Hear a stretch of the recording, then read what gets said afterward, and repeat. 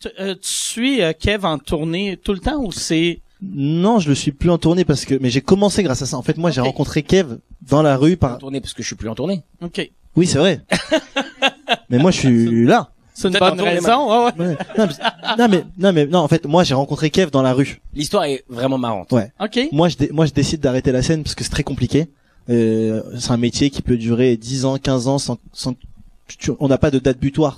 Il y a pas 10 années d'études et après boum, tu vas y arriver. Il y a des gens qui réussissent en 30 ans, d'autres en 20, d'autres en 5. D'autres jamais. D'autres jamais. Mais tu vois, on sait jamais. Et moi, quand je commençais, c'est dur parce que c'est un métier où au début tu gagnes pas d'argent, tu dois miser sur toi. Et surtout qu'avant, il y avait pas autant de comedy club que maintenant.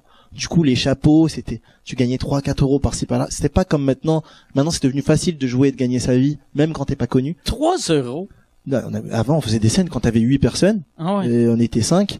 On était pas, les gens, ils donnaient pas beaucoup. Ouais. On avait 3-4 euros par personne. C'est quand même drôle. Tu sais, Ouais. parce on a tout commencé en faisant des shows pas payés. Puis pas payés, je le comprends, je l'accepte. Mais 3 euros, Mais je l'accepte pas.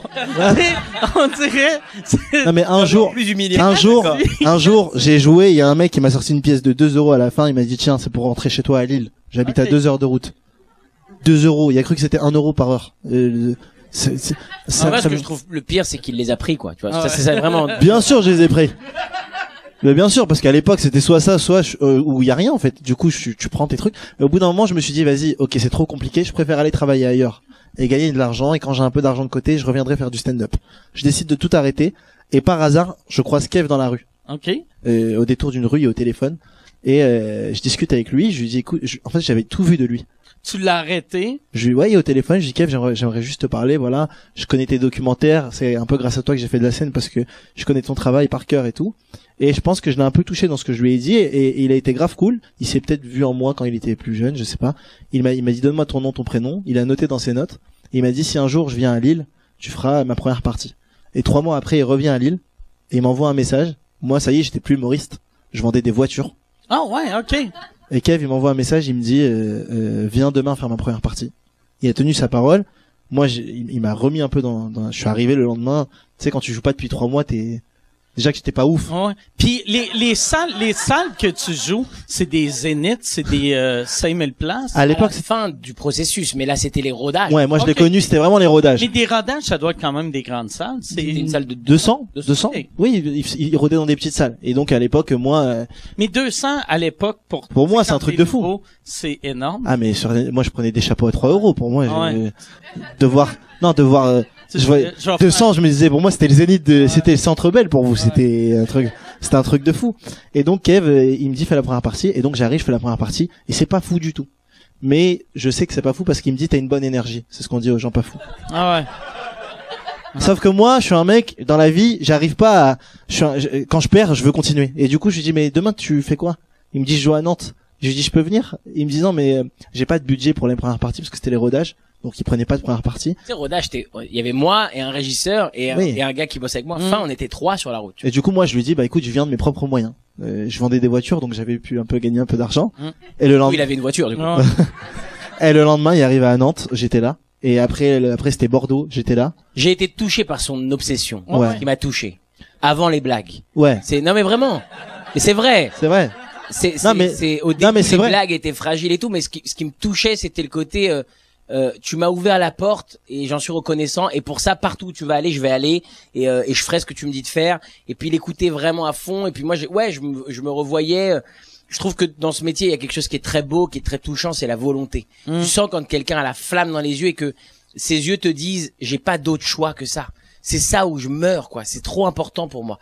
Et ça, c'est un truc que parfois je vois, que j'ai rarement vu, mais que j'ai vu chez certains, que j'ai eu la chance d'avoir en première partie, qui en plus derrière on fait des jolies carrières. Je pense à des gens comme Ahmed Silla ou comme Maxime Gasteuil qui ont ouvert mes shows au fur et à mesure des années. Et quand je voyais ce côté, c'est ça ou rien. Ouais, ça m'a toujours touché, bouleversé. Et je l'ai vu chez Ilyes tout de suite, quoi. Il y avait ce côté, t'es où demain? Je suis à Nantes. J'arrive au théâtre à Nantes, il est là avant moi. Je dis, mais qu'est-ce que tu fais là? Mais moi, c'est un truc de fou pour moi, parce que moi, j'allais en vacances en Algérie, j'achetais ces CD, c'était des faux. Ah ouais, j'ai jamais gagné 1 euro grâce à ça. J'achetais des faux. Non, mais je connaissais, en fait, des CD gravés. J'étais tellement admiratif de sa carrière parce que ce qu'il faisait pour son âge, à 18 ans, 19 ans, c'était une star incroyable, il remplissait des zéniths. Et quand t'es jeune, tu te dis, mais en fait, même quand t'es jeune, tu peux y arriver. C'est le message qu'il a pu donner aux gens. Et moi, ça m'avait marqué. Et du coup, me retrouver avec lui, c'était incroyable. Et du coup, je voulais plus le lâcher. Du coup, j'ai vécu chez lui pendant 1 an. Ok. La maison des humoristes. Pas. Puis comment est-ce que ça c'est arrivé que tu vives avec? En fait, après, j'étais tous les jours avec lui, donc au final, il y a une relation qui est un peu née. Et puis j'ai appris un jour, et ça m'a bouleversé. J'ai appris un jour que parfois il venait faire des premières parties et que ça lui arrivait. Il était avec un pote qui s'appelait Nassim à l'époque. Ça leur arrivait de dormir dans la voiture. Ouais. Okay. Et ça, j'ai dit mais je comprends pas pourquoi. Et il dit c'est pas grave et tout, on n'a pas l'argent pour prendre l'hôtel, mais t'inquiète, on s'en fout, si on est là demain et que je peux jouer, ne te soucie pas de moi, t'inquiète, moi je suis là, je suis avec toi et tout ça. Et puis forcément tu passes des jours en rodage avec lui, et donc forcément tu vois le gars il est là, et puis c'est comme un petit frère, ça t'émeut. T'aimerais qu'il puisse prendre une douche, tu sais aussi. Évidemment. Tu te dis c'est mieux en termes d'odorat si et c'est vrai que petit à petit on s'est rapproché et tout, et on s'est rapproché, une fois que j'étais très proche, je me suis dit il est temps que cette personne prenne une douche. Et donc là il est venu à la maison. Fait que là tu lui as demandé d'aller, puis ton ami qui vivait avec toi dans l'auto, lui il a continué. Lui il est resté dans l'auto. OK. Il est resté dans l'auto. Non mais c'était fou. Non franchement et puis grâce à lui, je suis parti 1 an et demi, j'ai fait 1 an et demi de tournée. Je me suis retrouvé à jouer dans des zéniths et tout, et du coup j'ai pris l'assurance, j'ai trouvé aussi mon jeu, j'ai trouvé mon style, et j'ai appris surtout en 1 an de tourner avec Kev dans un zénith, c'est des années de gagner. J'ai gagné des années. C'est vrai que moi je l'ai vu naître petit à petit, c'était magnifique quoi. C'est-à-dire qu'il est arrivé dans les rodages comme un enfant effrayé ou qui se disait mais qu'est-ce que je fais là, je devrais pas être là, et à la fin de la tournée, c'est-à-dire c'est ça, une grosse année et demie plus tard, il jouait devant 5000 personnes avec une assurance de dingue. Et ouais, pour moi, c'était touchant, c'était fou, quoi. Franchement. Tu faisais combien de temps? Je faisais 10 minutes, 8 minutes, entre 8 et 10, ouais. Et là, est-ce que t'es en tournée, toi? Là, j'ai mon spectacle, je fais les mêmes salles que je faisais avec Kev en première partie.